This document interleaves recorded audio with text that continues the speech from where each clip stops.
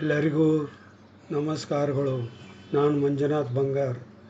ಈ ದಿವಸ ಅದ್ವೈತದ ಕೆಲವು ಮಹನೀಯರು ಅಂದರೆ ನಿಸರ್ಗದತ್ತ ಮಹಾರಾಜು ಮುಂಬಯಿಯವರ ಒಂದು ಉಪದೇಶಗಳನ್ನು ನಾವು ಕೇಳೋಣ. ಅದ್ವೈತ ಬಗ್ಗೆ ಅವರು ಇಂಗ್ಲೀಷ್ನಲ್ಲಿ ಇದು ಮಾಡಿದ್ದಾರೆ. ವಿಡಿಯೋಗಳು ಅವರು ಮಾಡಿಲ್ಲ, ಅವರ ರೆಕಾರ್ಡಿಂಗ್ ಬಹಳ ಮಂದಿ ಯೂಟ್ಯೂಬ್ನಲ್ಲಿ ಹಾಕಿದ್ದಾರೆ. ಕೆಲವರಿಗೆ ಇಂಗ್ಲೀಷು ಸರಿಯಾಗಿ ಅರ್ಥ ಆಗೋದವ ಅಂಥೇಳಿ ಇದನ್ನು ನನ್ನ ಕನ್ನಡದಲ್ಲಿ ನಾನು ಈ ವಿಡಿಯೋ ಮಾಡಲಿಕ್ಕೆ ಪ್ರಯತ್ನ ಪಟ್ಟಿದ್ದೀನಿ. ಏನಾದರೂ ತಪ್ಪಿದ್ದರೆ ನನ್ನ ಫೋನ್ ಮೂಲಕ ನನ್ನ ತಪ್ಪುಗಳನ್ನು ತಿಳಿಸಬೇಕಾಗಿ ನಿಮ್ಮನ್ನಲ್ಲಿ ಕೇಳಿಕೊಳ್ಳುತ್ತೇನೆ. ನಾನೇ ದೇವರು, ನಾನೇ ಭಕ್ತ, ನಾನೇ ಆರಾಧಕ. ನಿನ್ನ ದೇಹದ ನೋವು ಮುಂತಾದ ಭಾವಗಳಿಗಿಂತ ಬೇರೆ ತತ್ವ ಎಂದು ತಿಳ್ಕೋ. ಯಾರು ತಾನು ದೇಹವಲ್ಲ ಎಂದು ತಿಳ್ಕೊಳ್ಳುತ್ತಾರೋ ಅವರು ಶಾಶ್ವತರು, ತೃಪ್ತರು, ಚಿರಂಜೀವಿಗಳು. ನೀನು ಪರಬ್ರಹ್ಮನು, ನಿನಗೆ ಮಾಯೆಯೂ ಇಲ್ಲ. ನಾನು ಹೇಳುವುದನ್ನೆಲ್ಲ ಕೇಳಿರಿ, ಆಚರಣೆಯಲ್ಲಿ ತಂದು ಮತ್ತು ನಂತರ ಬಿಟ್ಟುಬಿಡಿ. ನಾನು ಅಮರನು, ಕಲಂಕವಿಲ್ಲದವನು. ನೀನೇ ಪರಬ್ರಹ್ಮನು. ಅದನ್ನು ಜ್ಞಾಪಕದಲ್ಲಿಟ್ಟುಕೊಳ್ಳುವುದು ಅನವಶ್ಯಕ, ಏಕೆಂದರೆ ಎಂದಿಗೂ ನೀನು ಅದನ್ನು ಮರೆತಿಲ್ಲ. ನಿನ್ನ ನಿಜ ಸ್ಥಿತಿ ಪ್ರಜ್ಞೆ ಅಥವಾ ಅರಿವು ಬರುವುದಕ್ಕಿಂತ ಮುಂಚೆ ಇರುವಂಥವನು. ನನ್ನಲ್ಲಿ ಪ್ರಶ್ನೆ ಎಂಬ ಉಪಕರಣವೇ ಇಲ್ಲ. ನನಗೆ ತಿಳುವಳಿಕೆ ಮತ್ತು ತಿಳುವಳಿಕೆ ಇಲ್ಲದ ಸ್ಥಿತಿ ಎನ್ನುವುದು ಇಲ್ಲ. ತರ್ಕವು ನನಗೆ ಬಂದಾಗ ನಾನು ಗೊಂದಲಕ್ಕೆ ಬೀಳುವುದು ಬಿಟ್ಟಿದ್ದೇನೆ. ನನಗೆ ತರ್ಕವೇ ಇಲ್ಲ. ಸದ್ಗುರು ಎನ್ನುವುದು ಶಾಶ್ವತವಾದದ್ದು, ಅದೇ ನೀನು ಇರುವೆ. ಯಾರು ಸದ್ಗುರುವಿನ ಅನುಗ್ರಹ ಪಡೆದಿರ್ತಾರೋ ಅವರಿಗೆ ಪುನರ್ಜನ್ಮ ಇಲ್ಲ, ಅವರೇ ಮುಕ್ತರು. ಎಲ್ಲರಂತೆ ಏಕೆ ಸಾಯುತ್ತಿರುವೆ? ದೇಹದ ಭಾವ ಬಿಡು. ಸಾಯುತ್ತಿರುವಾಗ ಆ ಬ್ರಹ್ಮನೇ ನೀನಾಗುವೆ. ನನಗೆ ಏನೂ ಇಲ್ಲ ಅಂತ ಅನ್ನುವುದೇ ಮುಕ್ತಿಯು. ಅಂದುಕೋ, ಎಂದಿಗೂ ನಿನ್ನ ಪಾಂಡಿತ್ಯ ಜ್ಞಾನ ಕರಗಿ ಹೋಗುತ್ತದೆ. ಅಂದೇ ನಿನಗೆ ಮುಕ್ತಿ.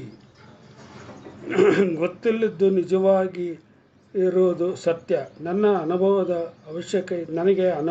ಅವಶ್ಯಕ ಇಲ್ಲ. ನನ್ನ ಮೂಲವನ್ನು ಹುಡುಕಿ ಗಟ್ಟಿಯಾಗಿ ನಂಬು. ನೀನು ಏನೂ ಅಲ್ಲವೆಂದು ನಂಬು. ನನಗೆ ಹುಟ್ಟು ಸಾವುಗಳಿಂದ ಯಾವ ಪರಿಣಾಮಗಳಿಲ್ಲ. ಗಟ್ಟಿಯಾಗಿ ನಂಬು. ನೀನು ಕಾಲಾತೀತ, ದೇಹಾತೀತ ಮತ್ತು ಅಮರ. ಯಾರೂ ಸಾಯುವುದಿಲ್ಲ, ಏಕೆಂದರೆ ಯಾರೂ ಹುಟ್ಟಿಲ್ಲ. ಎಂದು ನಿನಗೆ ದೇಹ ಮತ್ತು ಅರಿವು ಇರುವುದಿಲ್ಲವೋ ಆಗ ನೀನು ಏನು ಮಾಡಬೇಕಾಗಿರುವುದಿಲ್ಲ. ಸೂಕ್ಷ್ಮವಾಗಿ ಹತ್ತಿರದಿಂದ ನೋಡಿದಾಗ ನೋಡುವನು ಮತ್ತು ನೋಡಿದ್ದು ತೋರುವುದು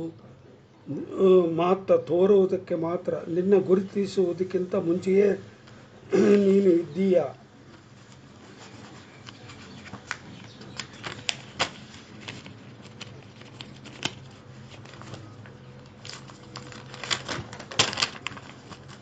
ಈ ಅರಿವು ಎಂಬ ಸ್ಥಿತಿಯಲ್ಲಿ ಅನೇಕ ಸಂಗತಿಗಳನ್ನು ಮೀರಿ ನಾನು ಉಪಸ್ಥಿತಿಯಲ್ಲಿದ್ದೇನೆ. ನಾನು ಅರಿವನ್ನು ನೋಡುವವನಾಗಿದ್ದೇನೆ, ಆದರೆ ನಾನು ಮೀರಿದವನು. ನನ್ನ ಇರುವಿಕೆಗೆ ಯಾವ ಹೆಸರೂ ಇಲ್ಲ. ನಾನು ಬ್ರಹ್ಮ, ಎಂದೆಂದಿಗೂ ಕಳೆದು ಹೋಗುವವನಲ್ಲ, ಏಕೆಂದರೆ ಅಲ್ಲಿ ಕಳೆದು ಹೋಗುವಂಥದ್ದು ಏನೂ ಇಲ್ಲ. ನಾನು ದೇಹದ ಅರಿವಿನ ಸ್ಥಿತಿಯ ಮುಂಚೆಯೇ ಇದ್ದವನು. ನಾನು ಸದಾ ಬುದ್ಧಿಗೆ ನಿಲುಕದ ಸ್ಥಿತಿಯಲ್ಲಿ ಇರುತ್ತೇನೆ. ನಿನ್ನ ಸ್ವಂತಿಕೆ ಮಾಯವಾದರೆ ಉಳಿಯುವುದು ಕೇವಲ ಅರಿವಿನ ಚಟುವಟಿಕೆ. ನಿನ್ನ ದೇಹದಿಂದ ಬರುತ್ತಿರುವುದು ಕೇವಲ ಶಬ್ದಗಳು, ಅಕ್ಷರಗಳು ಮಾತ್ರ. ಅವನ್ನು ಬೇರೆಯವರು ಮಾತನಾಡುತ್ತಿಲ್ಲ, ಅದು ಕೇವಲ ಶಬ್ದ ಮಾಧ್ಯಮ. ನಾನು ಅದೇ ಅಂತ ಬಲವಾದ ನಂಬಿಕೆ ಬಂದರೆ ನೀನು ಅಹಂ ಬ್ರಹ್ಮಾಸ್ಮಿ ಅಂತ ಮೇಲೆ ಹೇಳುವುದು ಇರುವುದಿಲ್ಲ. ನನ್ನ ಎಲ್ಲ ಜ್ಞಾನ ಮರೆಯಾಗಿದೆ, ನೀರಾಗಿದೆ, ಆದರೆ ನನಗೆ ಅದರ ಚಿಂತೆ ಇಲ್ಲ. ಯಾರಿಗೆ ಅದ್ವೈತ ತತ್ವದಲ್ಲಿ ಸಂಪೂರ್ಣ ನಂಬಿಕೆ ಇದೆಯೋ ಅವರು ಪರಬ್ರಹ್ಮನಲ್ಲಿ ಒಂದಾಗುತ್ತಾರೆ. ನೀನು ಎಂದೂ ಪರತತ್ವದಲ್ಲಿ ಸೇರುತ್ತೀಯೋ ಉಳಿದ ಪ್ರಪಂಚ ನಿನಗೆ ಭ್ರಮೆಯಾಗಿ ತೋರುತ್ತದೆ. ಪರಬ್ರಹ್ಮನಲ್ಲಿ ಯಾವ ಬಣ್ಣ ಆಕಾರಗಳಿಲ್ಲ. ಅತಿ ದೊಡ್ಡ ಸ್ಥಿತಿ ಯಾವುದೆಂದರೆ ಅಲ್ಲಿ ಜನನವಿಲ್ಲದಿರುವುದು, ಅಲ್ಲಿ ಯಾವ ಅನುಭವಗಳಿಲ್ಲದಿರುವುದು. ಅರಿವಿನ ಜ್ಞಾನದ ಮುಂಚಿನ ಸ್ಥಿತಿ ಅಥವಾ ಮಾಯೆಗಿಂತ ಮೊದಲೇ ಇರುವುದೇ ಪರಮೋಚ್ಚತವಾದದ್ದು. ಪರಬ್ರಹ್ಮನು ಆಗಲು ಅರ್ಹತೆ ಏನೆಂದರೆ ತನ್ನತನವನ್ನು ಅಂದರೆ ಅಹಂ ಬಿಡುವುದು. ದೇಹಭಾವ ಬರೋ ಮುಂಚೆ ಇರುವ ಸ್ಥಿತಿ ಗುರುಗಳಿಗಿಂತ ಗುರು ಆ ಪರಬ್ರಹ್ಮನ ಸ್ಥಿತಿ. ಎಲ್ಲವನ್ನು ನೀತಿ ನೀತಿ ಅಂತ ತಿರಸ್ಕರಿಸಿದ ನಂತರ ಬರುವುದೇ ಆಕಾರವಿಲ್ಲದ, ಬಣ್ಣವಿಲ್ಲದ, ಭಾವವಿಲ್ಲದ ಅಕಾಲದ ಸ್ಥಿತಿ. ನಿರ್ಗುಣ ಬ್ರಹ್ಮನಲ್ಲಿ ಅರಿವಿಗೆ ಮೀರಿದ ಸ್ಥಿತಿ ಇದೆ. ಗುರು ಉಪದೇಶ ಮಾಡುವುದು ಒಂದೇ, ನೀನು ಪರಬ್ರಹ್ಮನಿದ್ದಿ, ಬೇರೆ ಎಲ್ಲವೂ ಸುಳ್ಳು. ಗುರುವಿನ ಉಪದೇಶದಿಂದ ನಿನ್ನ ಹಣೆ ಬರವೇ ಬದಲಾಗುತ್ತದೆ.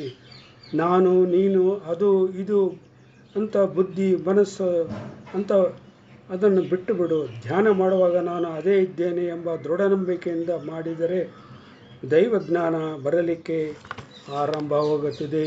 ನೀನು ಎಂದಿಗೂ ಮಾಡುವವನಲ್ಲ, ಆದರೆ ನಡೆಯುವ ಕರ್ಮಗಳಿಗೆ ನೀನು ಸಾಧನವಾಗಿದ್ದೀಯೆ. ಆರಂಭ ಮತ್ತು ಕೊನೆ ಇಲ್ಲ ಅಂದ ಮೇಲೆ ನನಗೆ ಮಧ್ಯಮದ ಸ್ಥಿತಿ ಹೇಗಿರುತ್ತದೆ? ನನ್ನ ಎಲ್ಲ ಮಾತುಗಳನ್ನು ನೆನಪಿನಲ್ಲಿ ಇಲ್ಲದಿದ್ದರೂ ಚಿಂತೆ ಇಲ್ಲ. ಕೇವಲ ಕೆಲವು ಮಾತುಗಳು ಸಾಕು ನಿನ್ನನ್ನು ಉನ್ನತ ಆತ್ಮದ ಸ್ಥಿತಿಗೆ ಕರೆದೊಯ್ಯುತ್ತದೆ. ಅರಿವು ಇರುವುದರಿಂದಲೇ ಪ್ರಪಂಚ ಇದೆ. ಪರಮ ಪ್ರೇಮತ್ವ ಅನಾತ್ಮಗಳಲ್ಲಿ ಪ್ರೇಮ ಹೆಚ್ಚು ಕಡಿಮೆ ಆಗುತ್ತದೆ ಅಂತ ಇನ್ನು ಮುಂದಿನ ಒಂದು ವಿಡಿಯೋದಲ್ಲಿ ಇನ್ನೂ ಸವಿಸ್ತಾರವಾಗಿ ಹೇಳುತ್ತೇನೆ. ನಮಸ್ಕಾರಗಳು.